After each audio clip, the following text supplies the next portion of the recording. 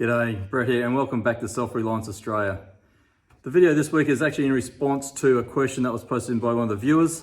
And so a big shout out to Lee W. You know who you are, mate. Thanks very much for the question. And Lee's question was about the white trim that he could see in the shed video. If you want to go back to the shed video, there's some white trim that sits on the floor and goes up against the wall, and then it seals off against the wall profile. So for those of you that are familiar with steel sheeting, it actually has a profile. You can probably see it in the background of the video. Look, I will flip the camera around in a second so we can see what that profile looks like.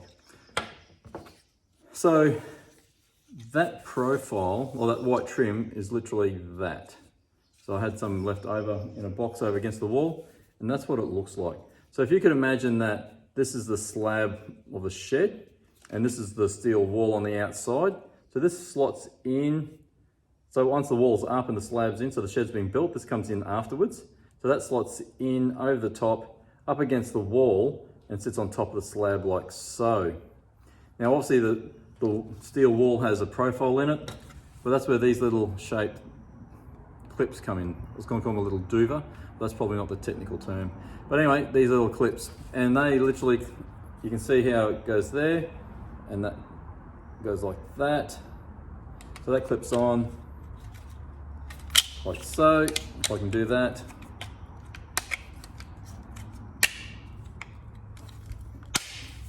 Like so, and it just clips off like that. And when you flip it over so you can see, that is actually the shape of the wall profile. Now, does it seal it off completely? And what do I think of it? Great question. Let's go have a look at what the wall looks like.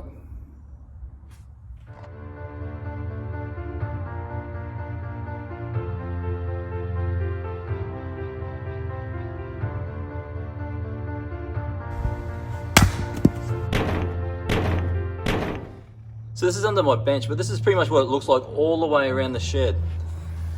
So we've got that, this is the white trim, and there's those little clips. And as you can see, it doesn't really seal it off properly. Now it's okay, so you might be asking what the purpose of it is, because clearly it's not fully sealed, but it is for vermin control. So look, I am hoping that it's going to keep out things like rats and mice, and probably more importantly for me, snakes, because I don't want to be picking up something in my shed to find a big brown snake there. That could be not a pleasant experience, if I'm being polite. So is it good? Well, I think the jury's out. I'm reasonably happy with it, to be honest, but there are spots. So if we come over here, go into where the kids got all their gear, but there's spots where sometimes it does this, where the wind picks up, and you can see that, right? So as I bring that over, that has flipped over. It's no longer sealed. Now that's great, so I can put that back in. If I move everything out of the way. But it looks like it's done the same thing down like the whole length of the wall. So, in some ways, I am happy with it, but in other ways, I'm not. So when it does that type of thing, I'm not overly fussed with it, because I'm not too sure how long it's ever been like that for. It could be a couple of days, it could be a couple of weeks. Depends on how long it's been since I've been to this side of the shed. And noting that it's probably the kids' area, I don't come over here too often. So the real question is, am I happy with it? Look, I think overall I'm happy enough with it. Look, I'm happy enough with this particular setup that I'm not going to be changing it in the near future. What I would ideally like to do though is actually silicone all the way around the base of the shed so it's completely sealed off. So that way the small stuff can't get through. Look, I think the small stuff like the ants and spiders are always going to get through somewhere, somehow. But it would stop a lot more of it if I could seal off completely. So that's where I'd ideally like to get to. But am I in a rush? No, I'm not really in a rush. I have other jobs that I would like to spend my money on before I get to doing that side of it, mainly because I do have this in place. And look, this seems to be keeping out the big stuff. I haven't seen any evidence of any mice or rats in the shed at this stage, and I do keep some food for the sheep up here, but to be honest, I do keep that in a sealed, locked, like latched down plastic box. So they're not going to be knocking the lid off and getting into it anyway. Although I have heard reports of some rats, especially down in Tassie, who actually eat through the plastic box to get to the food. But look, I think there's plenty of other food around here at the moment that they don't need to be worrying about that in this particular area. So like I said, ideally I would like to go to silicon all the way around, which would means replacing these. But at the moment, I'm happy enough with these. It seems to be keeping the big stuff out, and I guess that's the main thing in the end, isn't it?